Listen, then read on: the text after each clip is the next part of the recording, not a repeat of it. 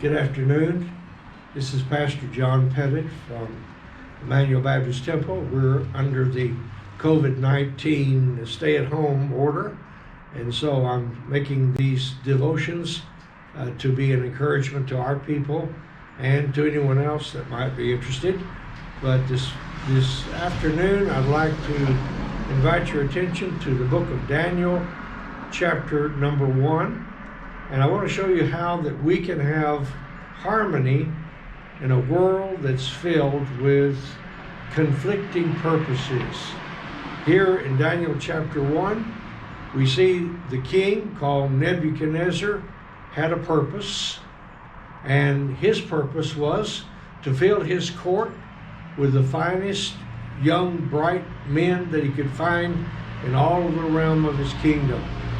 Also, there's a man named Daniel. He also had a purpose.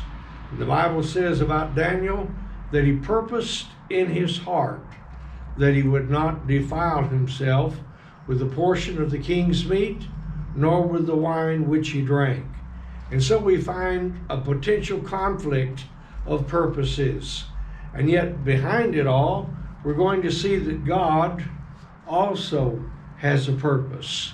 And God's purpose is always to honor those that honor him. And in the book of 1 Samuel, chapter number 2, verse number 30, the Bible says, "For them that honor me, I will honor, and they that despise me shall be lightly esteemed." Well, Daniel made a decision. His decision was to honor God. My friend, when you and I make that decision to honor God, God has said, "I'll honor them that honor me." So I want to encourage you today to make a decision in your life that in whatever decisions in life you make, honor God first. And when you honor God, God has already promised to honor you. Well, let's look at the conflicting purposes in Daniel chapter number 1. The first is the purpose of Nebuchadnezzar, who was the king. Nebuchadnezzar had a purpose, and his purpose was to fill his court with the brightest, the smartest, the wisest people in all of his realm. And so what he told to the prince of the eunuchs was this. He said in verse number 3, "And the king spake to Ashpenaz, the master of the eunuchs, that he should bring certain of the children of Israel, and of the king's seed, and of the princes, children in whom was no blemish, but well favored, skillful in all wisdom, and cunning in knowledge, and understanding science, and such as had ability in them to stand in the king's palace, and whom they might teach the learning of the tongue of the Chaldeans. And the king appointed them a daily provision of the king's meat and of the wine which he drank, so nourished them 3 years, that at the end thereof they might stand before the king." Well, Daniel's purpose was a little conflicting with the king's. The king says, "I want you to have the best training. I want you to have the best food, and so I'm going to give you food from my table." But Daniel's purpose was to honor God. And no doubt there were things on that king's table that was in conflict with Jewish dietary laws. And so Daniel purposed in his heart not to defile himself with the portion of the king's meat, nor with the wine which he drank. In other words, Daniel made a decision ahead of time to honor God. And when you and I make that decision to honor God, God will invariably honor us. You can honor God in many ways, but I want to look at this one way in which Daniel honored God, and in turn, God honored Daniel, and, by the way, at the same time, helped the king to find the best, the brightest, and the wisest men in all of his kingdom that God had prepared for this time and for this purpose. The king had a purpose. He wanted the smartest, brightest, wisest men to fill his court. He provided the best training. He provided the best food, in his opinion, and he had the best of everything for them. And he told those that were in authority over Daniel, I want you to give them this food. I want you to give them this wine. It's the best, and that way they can become the best by having the best. But Daniel had a different purpose. His purpose was to honor God. When you and I have a purpose of honoring God, God will always honor us. Well, let's see what happened here. Daniel made a request, and the request to his supervisor, whose name was Melzar, was, by the way, Melzar, don't give us the king's meat, don't give us the king's wine, just give us pulse and water, which is vegetables and water. And so the prince of the eunuchs, whose name was Belzar, said, hold it, you're going to endanger my life.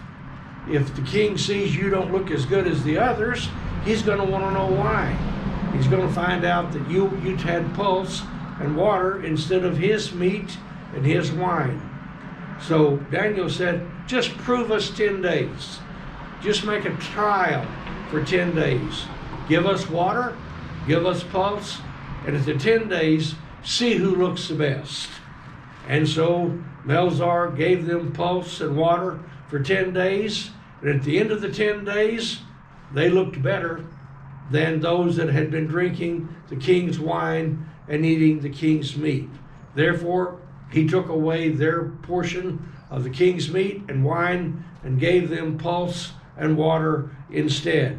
Well, because Daniel decided to honor God, God honored Daniel. And exactly how did God honor Daniel? Well, at the end, in verse 18, it says, now at the end of the days that the king had said he should bring them in, then the prince of the eunuchs brought them in before Nebuchadnezzar. Well, he gave them, we could call it a Babylonian SAT test. And in their Babylonian SAT test, these four individuals who had pulse and water because they decided to honor God looked and were, in essence, 10 times better than all the rest of those who had had the king's meat and the king's wine. Let me read the portion here. And the king communed with them, and among them was found none like Daniel, Hananiah, Mishael, and Azariah. Therefore stood they before the king. And in all matters of wisdom and understanding that they inquired of them, he found them 10 times better than all the magicians and astrologers in all of his realm. And Daniel continued even unto the first year of King Cyrus. Well, God's ultimate goal is for us to glorify him. And when Daniel purposed in his heart that he would not defile himself with the portion of the king's meat, nor with the wine which he drank, he made a decision to honor God. And them that honor God, God honors. So if you want to be honored by God, find some way to honor him. The Bible says here, God desires us, Paul wrote in 1 Corinthians 10:31, whether therefore you eat or drink or whatsoever you do, do all to the glory of God. God still honors those that honor him. And what we find at the end, the king and Daniel were in harmony because Daniel decided to honor God. If you'll make a decision in your life to honor God, God has already made the decision to honor them that honor him. Would you today make that decision in whatever you do, honor God, and in result, that glorifies God in your life. And when you honor God, God will always honor you. Thank you for listening today. Thank you.